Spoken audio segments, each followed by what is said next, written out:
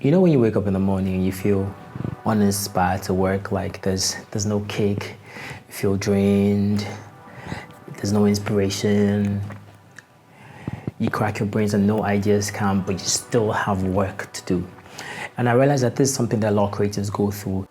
And I've heard lots of people say, creatives have lots of excuses. I don't feel like creating, I'm not in the mood, I don't feel driven, I don't feel inspired, etc.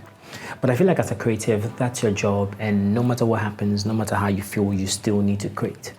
So today I'm going to talk about a few things that I have realized that helps me get into my creative space or my creative mood for that matter. I'm going to share these tips with you. So as a creative, you need to understand that there are certain things that push you to become creative.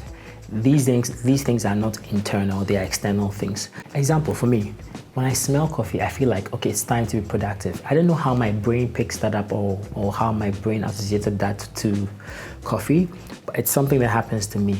So since I discovered that, I've always made sure that I use that to my benefit. So when I wake up in the morning and I put on a cup of coffee, or I smell coffee, or I drink coffee, some way, somehow my body understands that, okay, it's time to create, it's time to be a creative, it's time to work.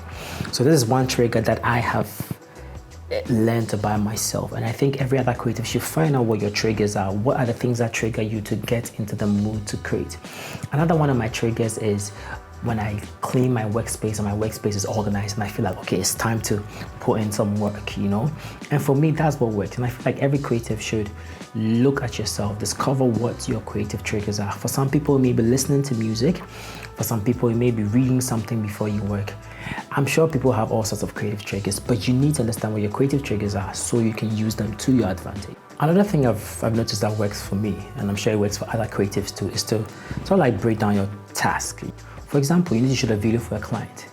It's very important that you break this down into clear, defined tasks that come one after the other, so that you know exactly what you're going in for, so that as you work, you tick them off.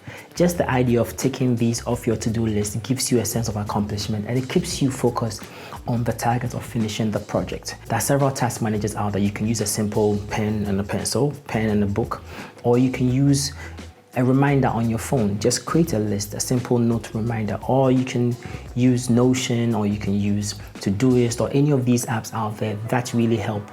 Writing these out helps you reach your goal, and you don't have time to think of the fact that you are uninspired, etc., because you know you have a task to fulfill. Another thing I do is to organize all my ideas. You know, like the times when you have sparks of inspiration, there are times that you are not inspired. So if you're going to sit down to work on a project, make sure you gather all your inspiration and organize them, and actually make notes on your inspiration. So I saw this red apple and it reminded me of this, and this is the idea it gave me. You can write it down. You can use Pinterest, Evernote, Notion. Just write it down so that when you sit down and you're about to work, whether you are inspired or not inspired, your inspiration is already cataloged, and you can just go into that system, or you can just go look at it and help you achieve your task. If you've curated your inspiration, or your inspiration is written down already, you're good to go. One thing that I have done that has helped me a lot is to use the Pomodoro Method. Basically, it's just breaking your work time into 25-minute chunks with 5 to 10-minute breaks in between.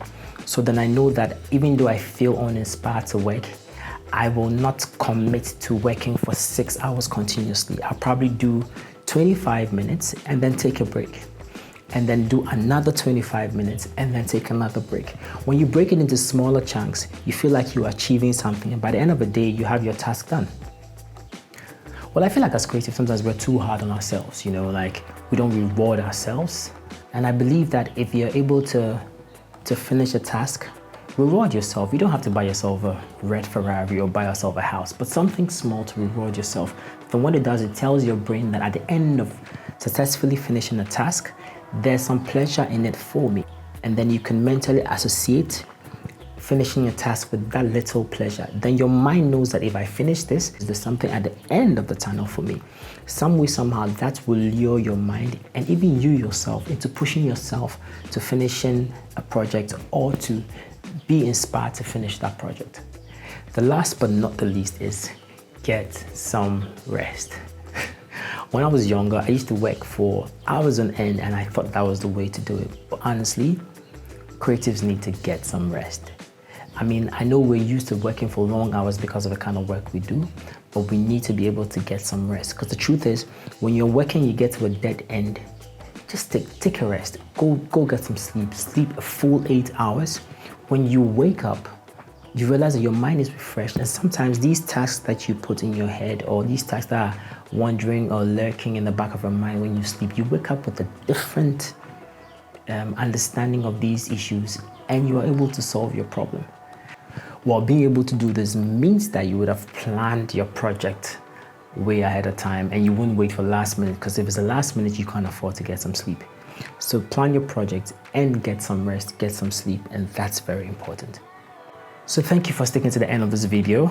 There are more videos on this channel you can watch. Hit the notification bell so that when I put up a video, you can know about it, and also hit the like button. The growth of this channel is important, so I can bring you more content on lifestyle, creativity, film, etc. Until the next video, subscribe. Bye.